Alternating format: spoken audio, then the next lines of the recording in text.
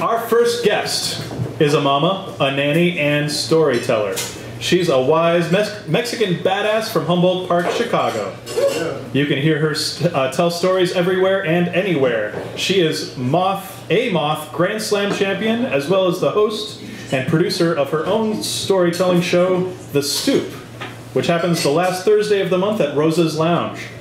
After listening to her stories, you should talk to her and invite her over to make tamales. Experience the magic that is Lily B. Oh, yeah.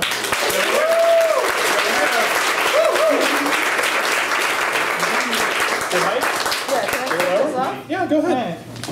They said reading and writing, and I don't do either of those. I just talk.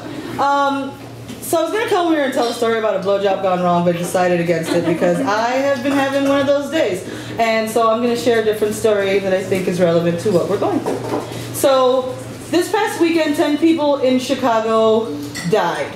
And there's been a focus specifically on one murder of Amari Brown, even though there are 9 other murderers out there. And so I got into this heated discussion on Facebook about it. And so I decided I'm just gonna tell this story because I feel that it is relevant.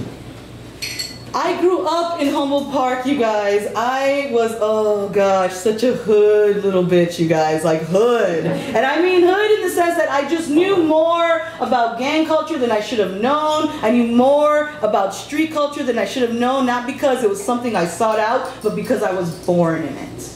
And so I made my way by being just part of the block, being part of the hood.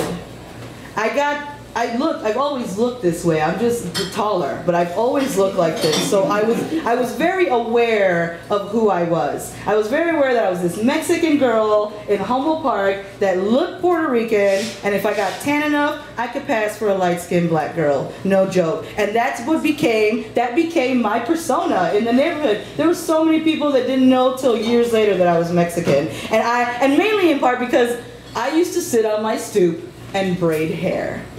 And I was that girl. I was that little Mexican girl that could whip you up, like serious. And that's what there's a lot of white people here. So whip you up means this really tight braids, set it like so tight they're like whipped on your head. That was me. And I had clients from everywhere. I mean, the kings and the vice lords came to my stoop. They would sit on the stair in front of me, and I would whip their hair up every time. And I didn't even know I could be making money doing this, you guys. I was settling for like ice creams and bubble gum and all kinds of stuff for like an hour and a half worth of work, and I was okay with that because it was how I got to know the people on my block, in my hood. That's how I got to know them.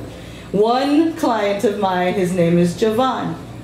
And Jovan used to come to my stoop all the time. Like every time his braids got frizzy, he was right there the next day, like, man. And him and his brother Jamal had the most raspy, froggy ass voices I've ever heard. It was like, man, Joe, I need you to hook up my I need you to hook up my head. And that's how he would come to my house and just be like, I need you to do me up. And he always had a design he wanted me to do. And one particular, like one day, he comes over and he's like, man, Joe, I'm trying to get with this fine so-and-so down the block. I need you to whip me up. I want them down and to the back.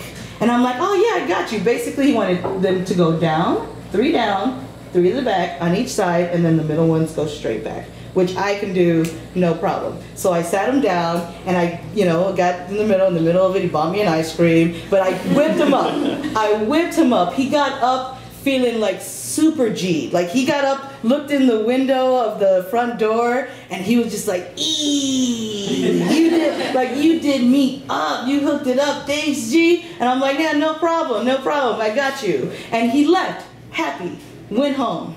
The next day, we're all hanging out at my friend Joey's house across the street in the basement, and he comes over, Jovan, and he comes over wearing a scully. He comes over wearing like a skull cap. And I immediately get offended because that's like, fuck that, why are you wearing a skull cap? I just did your braids. What's wrong with you? You're gonna fuck them up. You're gonna get them all frizzy. And he was just like, man, Joe, I don't even want to show y'all what happened.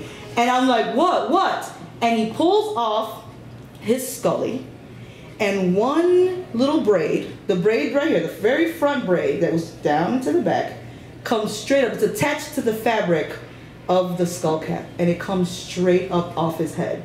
And we start dying laughing. We're cracking up at this like stupid little braid hanging from this skull cap, and we're just like, before we even know, we laugh for about 20 minutes before he can even get out of his mouth what happens. We're just looking at him and laughing, and then he finally tells us, man, I went home, lined myself up, figured I'd line myself up. Of course I had a 40 before I did that, and so he took the clippers and lining himself up, went up under the braid. Laughter for another 10, 15 minutes. Like, oh my God, you a dumb motherfucker. Oh my goodness. We're just like laughing and laughing. Our stomachs are hurting. And then finally one of us is like, wait.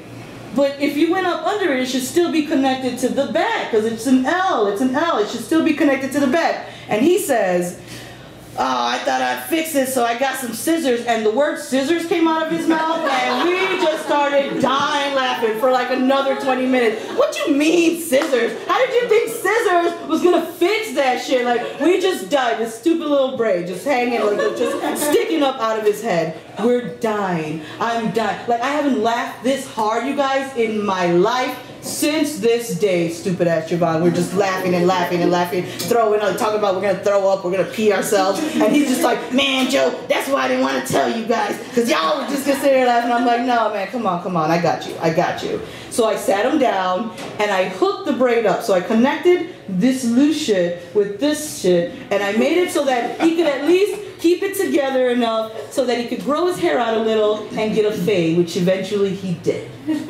He did. So he didn't have to live in embarrassment, stupid little braid. The next month, it was like a month or so after the braid incident, his brother Jamal comes to my front porch. He comes to the stoop. And he's got a look on his face that just says, bad news. Man, Joe, same froggy voice.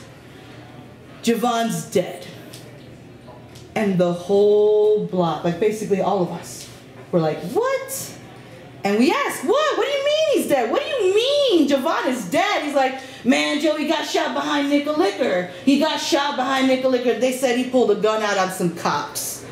And I, and my brother, and my sister, and Joey, and everyone on that porch think and feel bullshit. Bullshit that he had a gun. Bullshit that my friend that I've known since I was little had a gun that we, as a collective, his family, me, all his friends, didn't know about. If he came over a month ago to share this stupid little braid on his head, he'd have come over to tell us, look at this piece I just caught. Look at how I got it. Look at how much it cost. He'd brag about it because that's how we were. That's how the hood was, is you bragged about that shit. So we'd have known about this gun. I knew it. I knew it in my gut, everybody knew it. But the next day, in the newspaper, in the little blurb, just like the other 9 people aside from Amari got mentioned, that's how my boy got mentioned. He got mentioned, his story read, gang member shoots cop, they have to shoot him, basically. That's what it reads in a little blurb somewhere in the back of the newspaper. And that's it. That's how my friend's life ended. That was his story.